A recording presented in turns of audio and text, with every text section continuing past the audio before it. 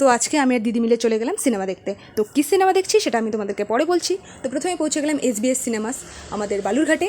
তো এদিকে দিদি টিকিট কাটার জন্য আমাকে তখন থেকে ডেকে যাচ্ছিলো আর আমি ভিডিও করেই যাচ্ছিলাম। আর এদিকে তারপরে ভেতরে গেলাম, তারপরে দাদা আমাদেরকে বলছিল কোন টিকিট কত প্রাইস। তারপরে দুজনে মিলে ডিসাইড করছিলাম যে কোন টিকিট নেওয়া যায়। তারপরে অনেকক্ষণ পর ডিসাইড করার পরে আমরা দুটো টিকিট কেটে ভেতরের জন্য রওনা দিই। তো চলো এবার ভেতরে যাওয়া যাক। তো প্রথমেই আমরা ভুল রাস্তার দিকে রওনা দিচ্ছিলাম, মানে যেতে হবে আমাদের ওই দিক দিয়ে, আমরা এদিকে চলে গেছিলাম। তারপরে মনে পড়লো যে ও হ্যাঁ এই দিক দিয়ে যেতে হয়।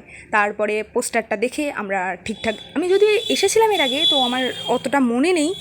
এদিকে আস্তে আস্তে সিনেমা শুরু হয়ে গেছিলো, তোমরা দেখে বুঝতেই পারছো। তারপর আর কি দেখে নাও কী মুভি দেখতে এসেছি। Yes, Housefull 5 my favourite actor Akshay কুমারের মুভি।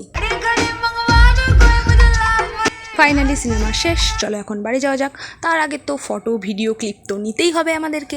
এদিকে আমি ভিডিও করছিলাম, দিদি বলছিল ফটো তুলে দে ফটো তুলে দে। তারপরে কয়েকটা ফটো তুলে ও আমাকে ডাকছিল, তখন আমি বুঝতেই পারছো দৌড়ে দৌড়ে যাচ্ছি। তারপরে বাইরে গিয়ে দেখি সবাই তো চলে গেছে, আমরাই কয়েকজন ছিলাম, সামনে দুজন ছিল। তারপরে লিফটে করে দুজনে মিলে নিচের দিকে চলে এলাম। এদিকে বাবা বারবার আমাকে ফোন করে যাচ্ছিল। অ্যাকচুয়ালি ওখান থেকে আসতে আমাদের 1 ঘন্টার মতো সময় লাগবে। আর আমরা গেছিলাম যেহেতু রাত্রে মুভি দেখতে, তো তখন মোটামুটি 9:30 মতো বাজে। তো তারপরে তাড়াতাড়ি করে চলে এলাম, তো বাস পাচ্ছিলাম না। এদিকে দেখো আমরা নাইট বাসে উঠে পড়েছিলাম। তো তারপরে আর কি বাস থেকে নেমে বাড়ির কাছাকাছি একটি রেস্টুরেন্টে গিয়ে প্রথমেই খাওয়া দাওয়াটা সেরে নিলাম। এদিকে আমি তাড়াতাড়ি করে খাচ্ছিলাম, এদিকে বারবার বাবা ফোন করে যাচ্ছিলো। তারপর খাওয়া দাওয়া করছিলাম, এদিকে দিদি গল্পই করেছে, ওর গল্পই শেষ হয় না। তারপরে ও তো তাড়াতাড়ি করে খেলো, লুকিয়ে লুকিয়ে তো আমিও ক্লিপটা নিয়ে নিলাম। তারপর টোটোতে উঠে বাড়ির উদ্দেশ্যে চলে এলাম। বাড়ি আসতে আসতে মোটামুটি 11টা 11:30 বেজে গেছিলো।